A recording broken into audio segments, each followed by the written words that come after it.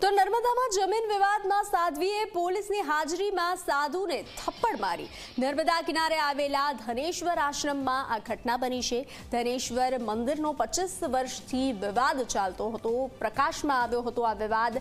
સાધુઓ વચ્ચે મંદિર મામલે વધુ એક વિવાદ થયો છે। સાધ્વીએ પોલીસને ફોન કરીને બોલાવી ફરિયાદ કરી હતી કે આશ્રમની લાઇટો બંધ કરવામાં આવી છે અને પથ્થરમારો કરવામાં આવ્યો છે। જે બાદ અખિલ ભારતીય સંત સમિતિના જિલ્લા મહામંત્રીને પોલીસની હાજરીમાં મહિલા સાધુએ તમાચો માર્યો। એક મહિલા સાધ્વીને અપશબ્દો બોલ્યા હોવાનું કહી તમાચો મારી દીધો।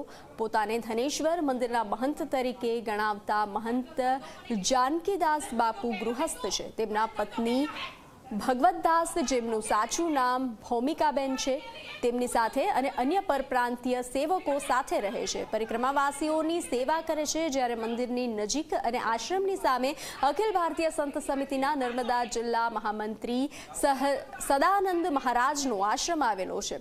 તેઓ પણ પરિક્રમાવાસીઓની સેવા કરે છે, મંદિરની પૂજા કરે છે। આ બંને સાધુઓ વચ્ચે અનેકવાર વિખવાદ થતા આ મામલો એટલી હદે વકર્યો કે બંનેને હવે એકબીજાને મારી નાખશે તેવી બીક લાગી રહી છે। બંને સાધુઓએ પોલીસ પ્રોટેક્શન માંગ્યું છે। સાધ્વીએ અનેકવાર મારી નાખવાનો પ્રયાસ કર્યાનો સદાનંદ મહારાજનો દાવો છે। ન્યાય નહીં મળે તો આત્મવિલોપન કરીશ તેવી સદાનંદ મહારાજની ચીમકી છે।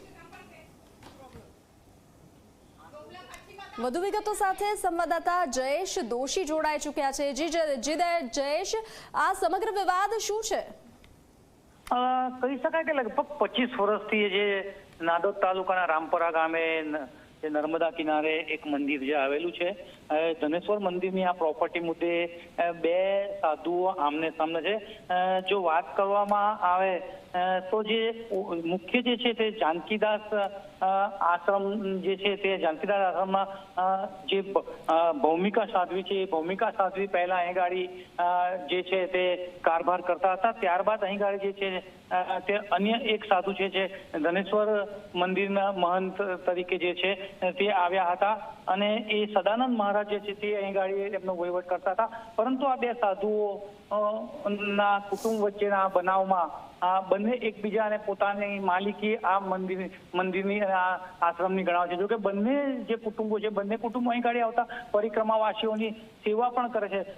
છતાં પણ જે ભૌમિકા સાધ્વી છે એ પહેલા અહીં ગાડી જે વહીવટ કરતા હતા, તેમને હવે અહીં ગાડી સદાનંદ મહારાજને કીધું કે તમે અહીં ગાડી ખોટી રીતે આવી ગયા છે। જોકે સદાનંદ મહારાજ અખિલ ભારતીય સંત સમિતિના મંત્રી પણ છે અને છતાં પણ આ જે ભૌમિકા સાધ્વી છે તેમને આ પોલીસની હાજરીમાં આ સદાનંદ મહારાજે તેમને એક લાફો પણ માર્યો હતો અને તેનો વિડીયો પણ વાયરલ થયો છે। એટલે કે હવે જે ધાર્મિક સ્થળો છે, ધાર્મિક સ્થળોમાં પણ પ્રોપર્ટીનો વિવાદ ચરમસીમાએ પહોંચ્યો હોય તેવું આ નર્મદા જિલ્લામાં લાગી રહ્યું છે। જી જયેશ, જાણકારી સાથે જોડાવા બદલ આભાર।